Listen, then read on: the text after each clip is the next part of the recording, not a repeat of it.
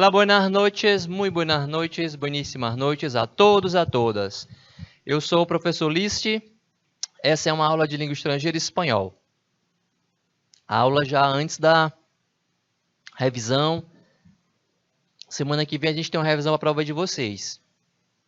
Na próxima semana, vou falar para vocês da parte gramatical, da parte de interpretação, fazer uma revisão bem bacana para que vocês possam fazer uma prova bem bacana também, tá? A gente vai concluindo nessa semana, nessa aula de hoje, a parte de conteúdos do terceiro ano. Nós trabalhamos recentemente os futuros. E aí, essas coisas que a gente trabalhou gramática, a gente vai ver, interpretá-las em texto. Então, não é uma gramática aplicada, direcionada, mas sim, né, dentro dos textos, tá? Vamos lá então. Futuro perfeito, futuro imperfeito e interpretação de texto. Eu acho que o material a gente começa pela interpretação, mas essa parte gramatical ela pode aparecer, como eu já falei, nos textos. E semana que vem tem a revisão para a prova bimestral, tá? Então vamos aproveitar as interpretações. Aqui diz assim: o texto trata da relação do homem contemporâneo e as tecnologias. Aponte qual das opções abaixo pode ser usada como título, né? Título. Beleza. Então, veja. Esse estilo de questão, a gente tem que observar no foco principal do texto. A gente vai usar o título. Esse modelo de questão geralmente é feito com texto jornalístico, com notícia, né? E a função do título numa matéria de jornal é antecipar o assunto que a gente vai ver. Então, eu leio esse título, né? E ele funciona como uma antecipação do assunto principal, daquilo que eu vou encontrar, daquilo que eu vou ler no texto, ok? Vamos ler aqui as alternativas, que diz assim, letra A, ilusões e desilusões dos objetos tecnológicos. Se eu escolho isso como título, o texto deve focar nisso, ilusão e desilusão. B, as tecnologias causam dependência. Se eu escolher a letra B, é porque o assunto principal do texto que eu vou ler, a gente ainda vai ler o texto, né? Deve tratar disso, focar, né, no vício, na dependência, de que as tecnologias provocam dependência. C, os objetos tecnológicos e suas promessas. Se eu escolher esse título, então o texto deve tratar disso, deve falar dos objetos tecnológicos e aquilo que eles prometem, né? D, a velocidade dos objetos tecnológicos. Então, qual deve ser o assunto principal do texto, o foco? A velocidade, né, dos objetos tecnológicos. E letra A, a tecnologia é uma ilusão. Então, o assunto do texto, que até é meio filosófico, né, deve ser esse, né, de que as tecnologias são uma ilusão. Não tem erro se você focar nisso, né, em que o título deve antecipar o assunto principal do texto.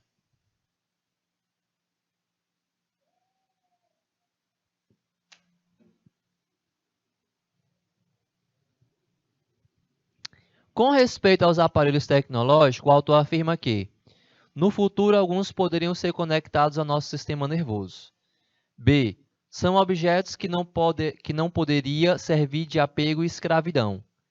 C, a velocidade influencia pouco na hora da compra.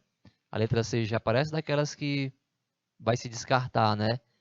Mas é preciso ler o texto. Marcar sem ler é chute, enfim. A sintetização da velocidade perdurará para sempre. No futuro, tudo será convertido em máquinas, tá? Quem vai dizer para a gente a resposta é o texto. E, inclusive, esse momento agora não é o momento de você descartar ou achar. Não é, né? Tem que ler. Então, bora lá. A gente primeiro vai fazer uma leitura em espanhol. Essa leitura em espanhol é para que você possa analisar no final o que você entendeu, quanto você conseguiu entender e se você conseguiria responder a prova só lendo em espanhol, sem precisar fazer tradução, né? Terminando de ler em espanhol, eu vou para a tradução, né? Aí a tradução para confirmar, né, aquilo que a gente imagina que... Imagina não, para que a gente tenha certeza, se certifique daquilo que a gente leu. Então, vamos para a primeira leitura. Quando uno compra un objeto tecnológico nuevo, compra la ilusión más importante de los tiempos modernos, la ilusión de la velocidad y de la ubicuidad. El objeto promete que gracias a él, uno puede ser más veloz y estará conectado con más personas en más lugares y en diferentes tiempos. Cada objeto com que contribuya a anular mais tempo e distância, es decir, que ofrezca uma versão mais sintetizada del mundo, va a prevalecer. En un mundo marcado por la velocidad, solo los objetos portátiles que se adosan al cuerpo, que se convierten en parte del cuerpo, tienen derecho a existir. Estos son los objetos que se cuelgan en nuestros cuerpos como un apéndice y se convierten, en cierto sentido, en nuestros sirvientes y en nuestros amos. Ya se anuncian dispositivos que se conectarán a nuestro sistema nervioso y que permitirá acceder directamente, cuando lo queramos, a una pantalla a través de nuestros ojos. Será entonces cuando llegue la era en la que no usaremos las máquinas, sino que todos nos habremos convertido en una de ellas. O texto termina aqui, e aí a gente vai para a tradução.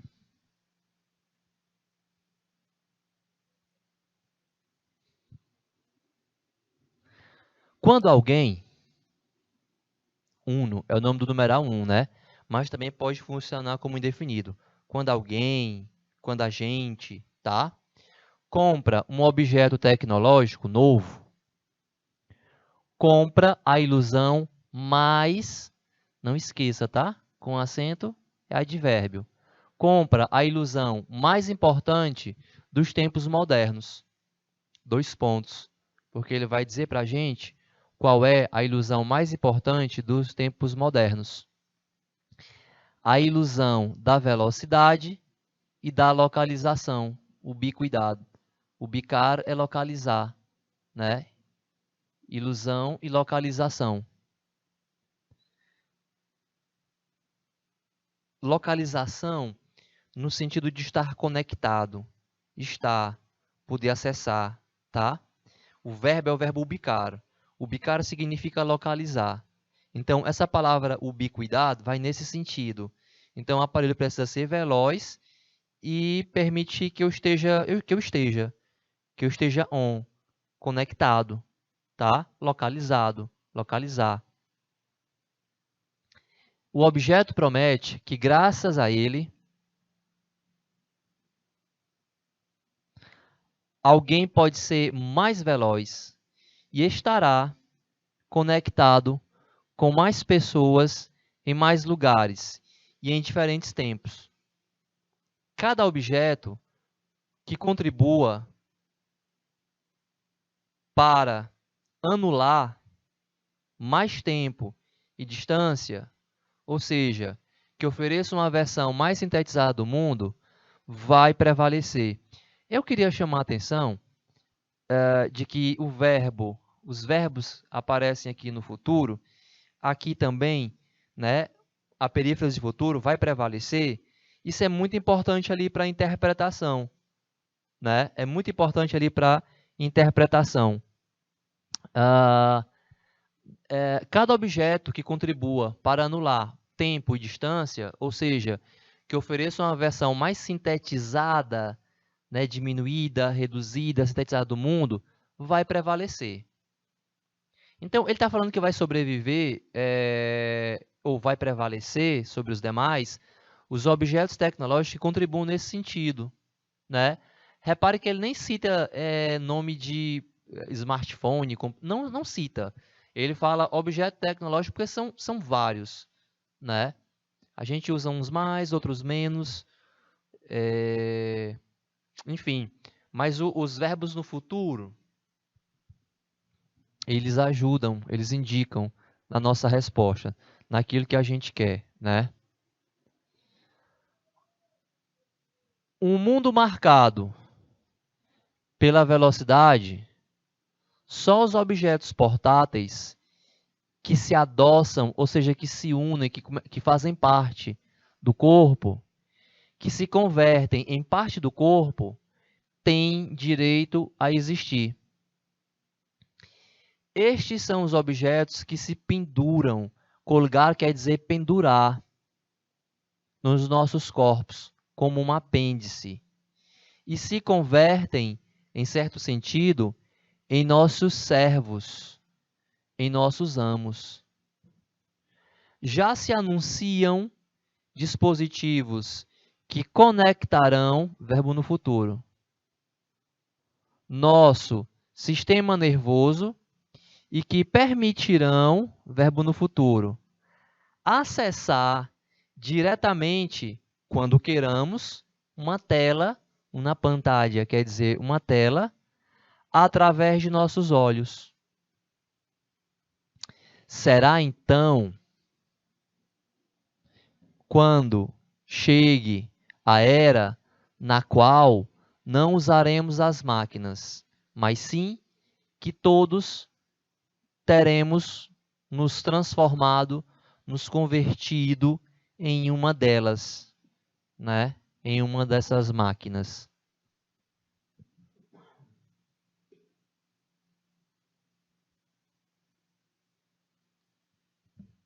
Você percebe que ele fala de objeto tecnológico,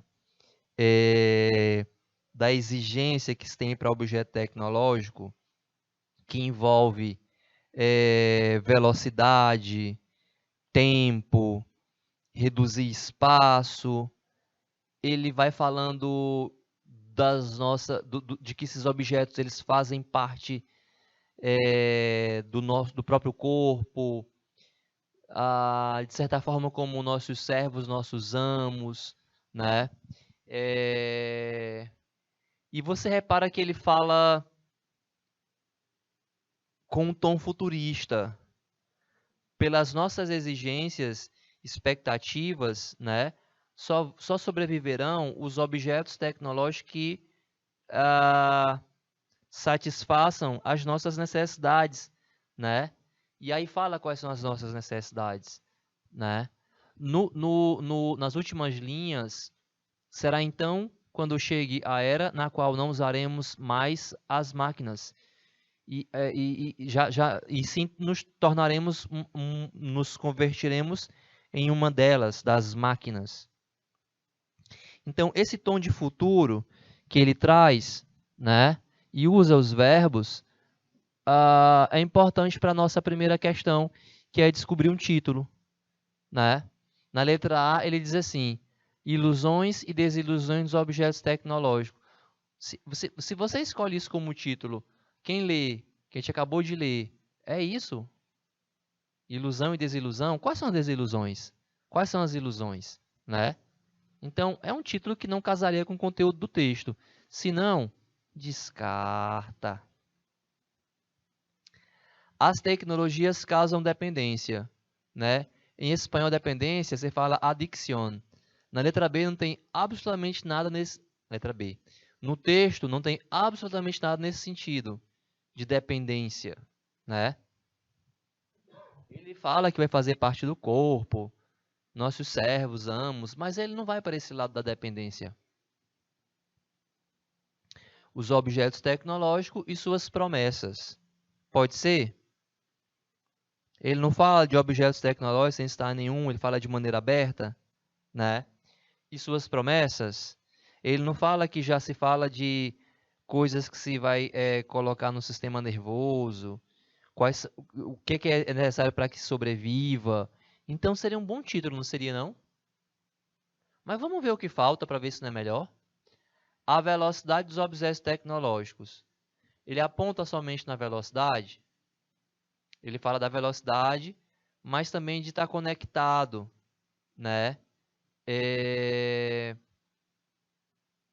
Ele fala dos dispositivos para o cérebro, né? Então, ele fala... A velocidade é um dos fatores, é uma das exigências, né? Uma das necessidades para fazer com que os objetos tecnológicos sobrevivam, mas não é só a velocidade. Aí tem que tomar cuidado para não se apegar somente a uma coisa, né? Porque ele não fala só de uma coisa. Não é somente velocidade. Não é uma ilusão, né? Por favor. Letra C, tá vendo, ó? Fazendo por eliminação, a gente chega na resposta. 2. Com respeito aos aparelhos tecnológicos, o autor afirma que, no futuro, alguns poderiam ser conectados ao nosso sistema nervoso. Ele fala disso. Ele fala disso, ó.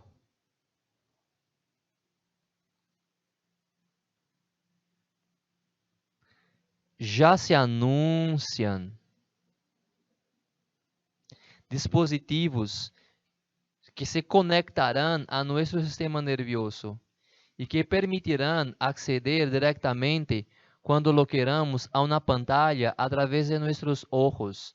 Já se anunciam dispositivos que se conectarão ao nosso sistema nervoso e que permitirão acessar diretamente, quando queiramos, uma tela através de nossos olhos, que só você enxerga.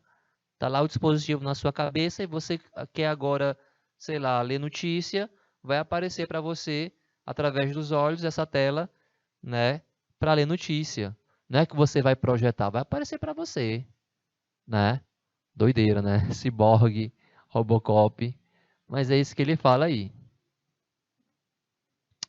Então, uma letra A é a nossa resposta se a gente não entrar em conflito com as outras. Vamos ver. São objetos que não poderia servir de apego e escravidão. Ele fala, nós usamos, né, bababá. A velocidade influencia pouco, influencia muito. A sintetização da velocidade perdurará o texto não diz isso. Sintetizar a velocidade, diminuir, tem um limite, né? Senão se desfaz.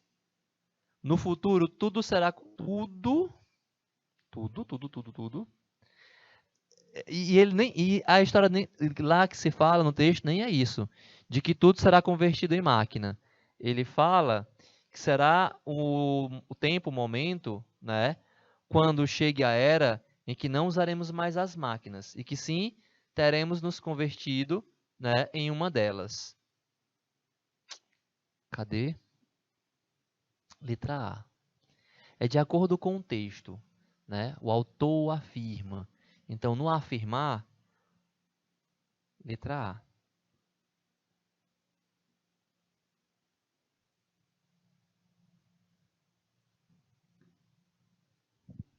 Vamos verificar aqui só as nossas... Isso, beleza, texto, maravilha.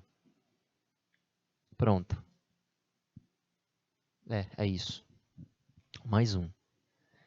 O assunto principal do texto é o homem diante da natureza, a paisagem de Ancasmarca, uma lenda cusquenha, um relato sobre o dilúvio, o desrespeito à natureza. Olha só. Natureza, paisagem, Cusco, relato do dilúvio, o desrespeito à natureza. Vamos ler o texto.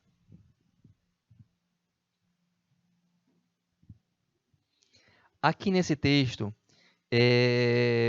precisa ter atenção para aquilo que ele está falando, sabe? Em qual sentido? No sentido de entender algumas palavras. Eu vou ler o texto em espanhol e aí na tradução eu vou expressando o que eu estou querendo falar.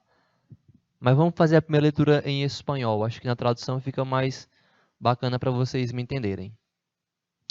En la provincia de Indios de Ancasmarca, que es 5 leguas del Cusco, en la provincia de Antisuyo, tiene la siguiente fábula. Tiene la fábula seguinte, 2 pontos. Olha, ele está falando de uma fábula, de uma localidade, né? Tá? Então, 2 pontos. O que você vai ler a partir daqui é uma fábula. Isso é muito importante para achar a resposta, para descartar a alternativa. Saber que você está lendo uma fábula. Vão lhe falar, né? Vão narrar uma fábula. Dizem que quando quiso venir el diluvio, un mes antes, los carneros que tenían mostraron gran tristeza, y que de día no comían, y de noche estaban mirando las estrellas. Hasta tanto que el pastor que a cargo los tenía, les preguntó qué había visto, a lo cual respondieron que mirarse esa junta de estrellas, las cuales estaban en aquel ayuntamiento, en acuerdo de que el mundo se había de acabar con aguas. Y así oído esto, el pastor lo trató con sus hijos e hijas, las cuales eran 6, y acordó con ellas que recogiesen comida y ganado lo más que pudiesen, y subieron a un cerro muy alto, llamado Ancasmarca, y dicen como las aguas iban creciendo y cubriendo la tierra, iban creciendo el cerro de tal manera que jamás los sobrepujaron, y que después, como se iban recogiendo las aguas, se iba bajando el cerro, y así de estos 6 hijos de aquel pastor que allí escaparon, se volvió a poblar la provincia de los Cuyos.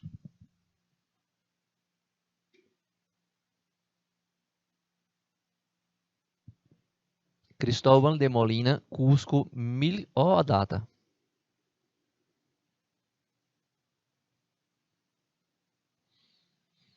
Ok? Deixa eu só ver aqui uma coisa. Ancasmarca.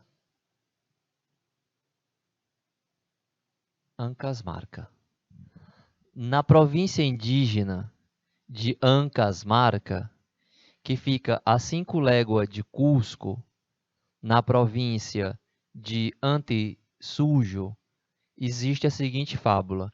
Então ele está falando de um lugar que fica em outro lugar, em Cusco, né? Porque Cusco, Cusco é a sede do Império Inca, né? Então Cusco não Cusco é a localidade, né? Tá. Então existe a seguinte fábula, né? Em Ancasmarca, né? Em Cusco, que fica a 5 léguas de Cusco. Dizem que quando quis vir o dilúvio, ele está narrando para a gente uma lenda, uma fábula, melhor dizendo, né? De como surgiu o dilúvio. Então dizem que quando quis vir o dilúvio, um mês antes, os carneiros que tinham mostraram grande tristeza, e que de dia não comiam os carneiros, e que de noite ficavam olhando as estrelas. Tanto, de tal modo, tanto, né, que o pastor que a cargo as tinha, né, que cuidava delas, o pastor, lhes perguntou o que havia visto. É uma fábula, né? Por isso os animais falam, né? No qual responderam que ao olhar essa junta de estrelas, as quais estavam naquela província, naquele ajuntamento, província, cidade, era certo de que o mundo haveria de acabar em águas, o dilúvio, né? Interessante isso do pastor perguntar para as cabras e elas responderem, porque não necessariamente precisa ser falando, né? Os bichos falam, né? Não como a gente, mas como é uma fábula.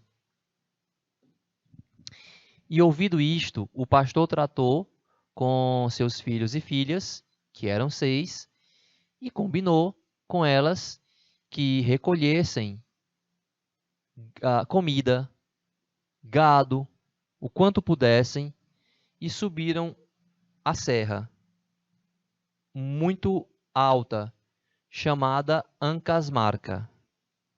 E dizem como as águas iam crescendo e cobrindo a terra, ia crescendo a serra, de tal maneira que jamais os sobrepôs, e que depois, como se ia recolhendo as águas, ia baixando a serra. E assim, desses 6 filhos daquele pastor que ali escaparam, se voltou a povoar a província de Cujos. Legal, né? Então vamos para a nossa questão.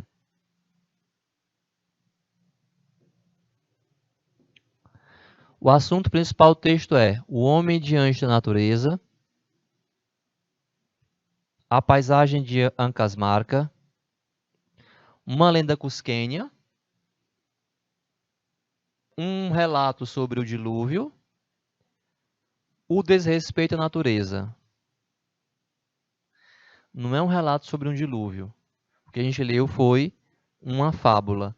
E o que mais se aproxima disso aí é a letra C, né? Uma lenda cusquenha, porque é da região de Cusco, né?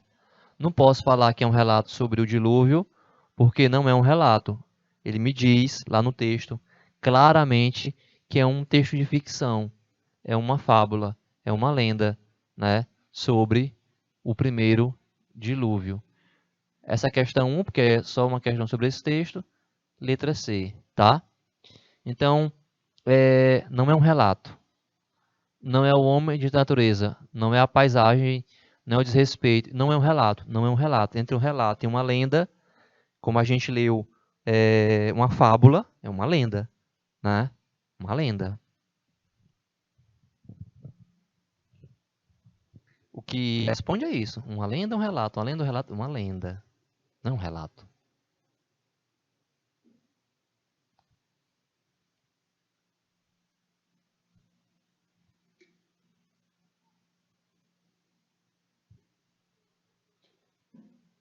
Após a leitura do texto, é possível concluir que, letra A exploração sexual,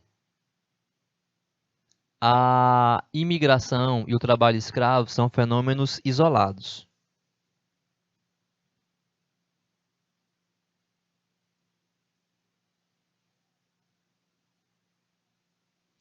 Então, as imagens são exploradas, as imigrantes são exploradas sexualmente.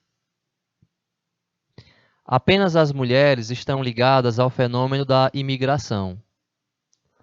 Algumas ONGs se uniram e pediram ao governo espanhol a expulsão das imigrantes. Há um elo entre exploração sexual e imigração.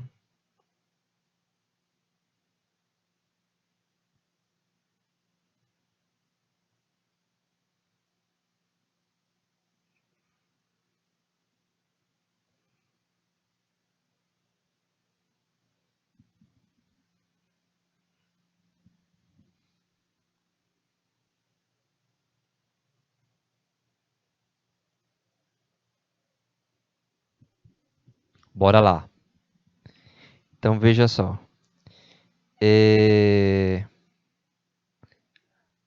En Espanha, el fenômeno del tráfico de personas, a primeira leitura em espanhol, né? Aí a gente traduz. En Espanha, el fenômeno del tráfico de personas con fines de explotación sexual y laboral aparece vinculado a la inmigración y tiene rostro de mujer. Varias ONG se han unido para pedir al gobierno español que firme el Convenio Europeo contra esta lacra y que abandone esta lucha y que aborde esta lucha desde una perspectiva de derechos humanos y dando prioridad a las víctimas. Este grave problema, que especialmente afecta a mujeres y niñas en todo el mundo, es una violación gravísima de los derechos humanos que, según la Organización Internacional del Trabajo, afecta cada año a alrededor de 2,5 millones de personas en el mundo. Pese a la gravedad de este problema, no existen datos fiables sobre la dimensión de este problema en España.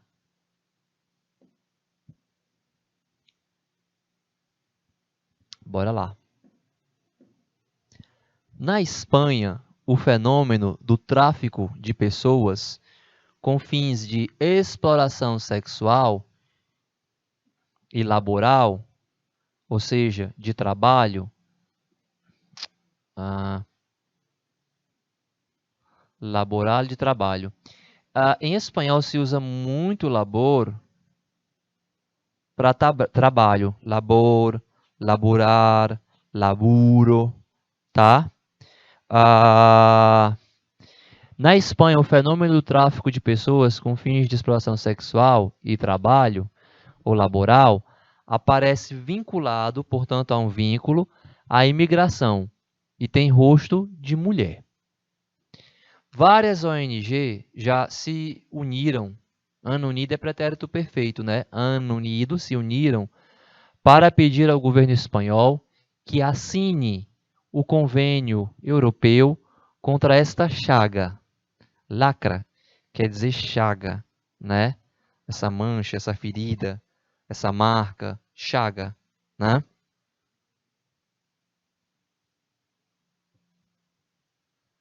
E que aborde esta luta desde uma perspectiva de direitos humanos e dando prioridade às vítimas. Este grave problema, que especialmente afeta a mulheres e meninas em todo o mundo, é uma violação gravíssima dos direitos humanos, que, segundo a Organização Internacional do Trabalho, OIT, afeta a cada ano aproximadamente 2,5 milhões de pessoas no mundo. Apesar da gravidade deste problema, não existem dados confiáveis sobre a dimensão deste problema na Espanha. Questão. Após a leitura do texto, é possível concluir que a exploração sexual, a imigração e o trabalho escravo são fenômenos isolados. Canetinha. Isolados? Não. Né, ó?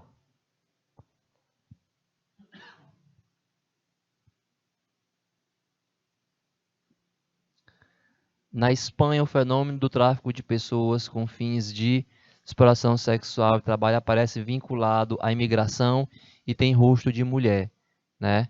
Então, quando ele fala que são sinônimos isolados, exploração sexual, imigração e de trabalho, né, estão relacionados. Então, o texto fala o contrário. As imigrantes são exploradas sexualmente. Interessante, né? Mas você vê que aqui diz as imigrantes. Você imagina aí se as imigrantes todas na Espanha fossem exploradas sexualmente, como ele está falando aí, né? Ele está falando de tráfico de pessoas, né? Então, tá errado. Apenas as mulheres estão ligadas ao fenômeno da imigração. Apenas as mulheres não. Meninas, né? Principalmente as mulheres, mas também meninos, homens. Então não é apenas as mulheres. Então quando eu falo apenas as mulheres, né? O texto várias vezes ele fala, né? Tem rosto de mulher, né? Na segunda parte ele fala este grave problema que especialmente afeta as mulheres e meninas, mas não quer dizer só, né? Então qualquer alternativa que diga que só, somente, está errado. D. Algumas ONGs se reuniram e pediram ao governo espanhol a expulsão das emigrantes. Aparece a ONG, né? Várias ONGs se uniram para pedir ao governo espanhol que assine o convênio europeu contra esta chaga. Contra o quê? Contra o tráfico de pessoas, exploração sexual, de trabalho, né, das pessoas imigrantes.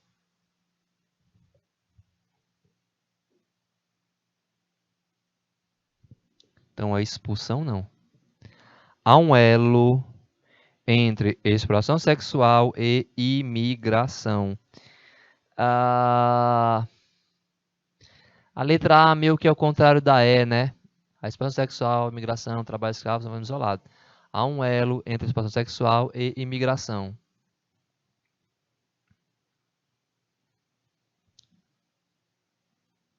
Letra E.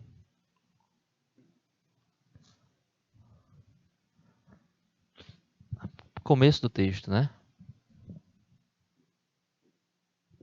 Vamos lá. Questão 1. São duas questões para esse texto, né? O brinquedo relatado no texto surgiu na China com um propósito lúdico, belo, didático, pacifista e diplomático. 2. A expressão de tempo em espanhol, que indica a origem do brinquedo, é a menudo, de pronto, antânio, todavia, siempre.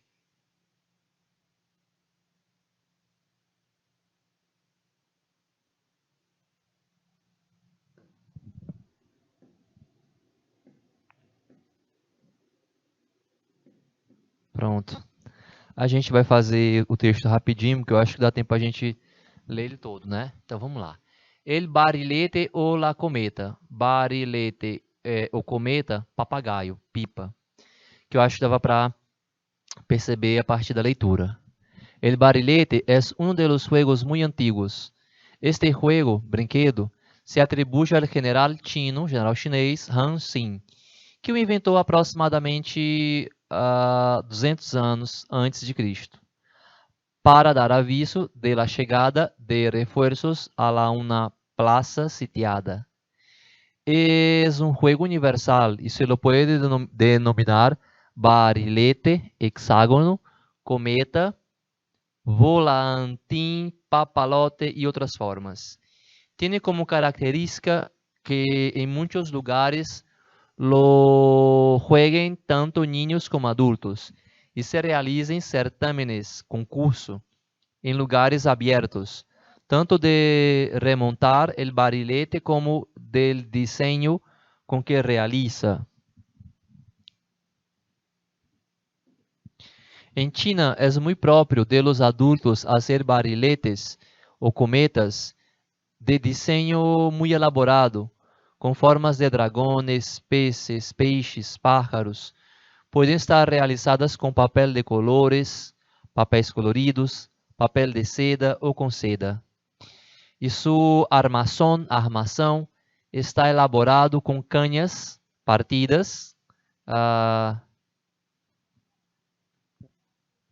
verticalmente e convenientemente raspadas. 6 u 8 cruzadas, se atam, se amarram, allí tiras de linha, de hilo, e se le coloca uma cola al barilete. que sirve de contrapeso na cola, uma cauda, um rabo, e que muitas vezes há que aumentar ou diminuir para que remonte vuelo.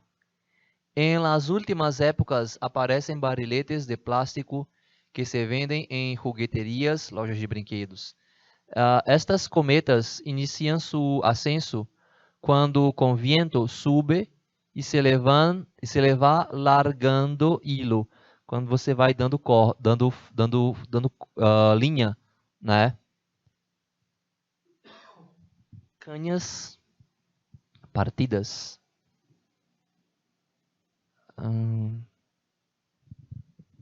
Varas partidas verticalmente. Lembrei a palavra. Então vamos lá. Aqui diz assim. Não.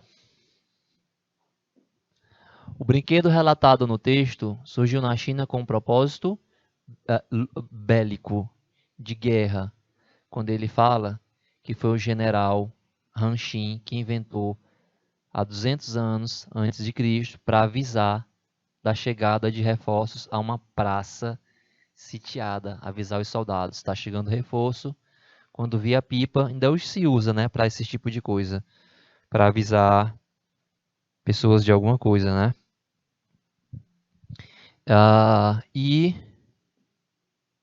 Não, não é aqui não, é aqui.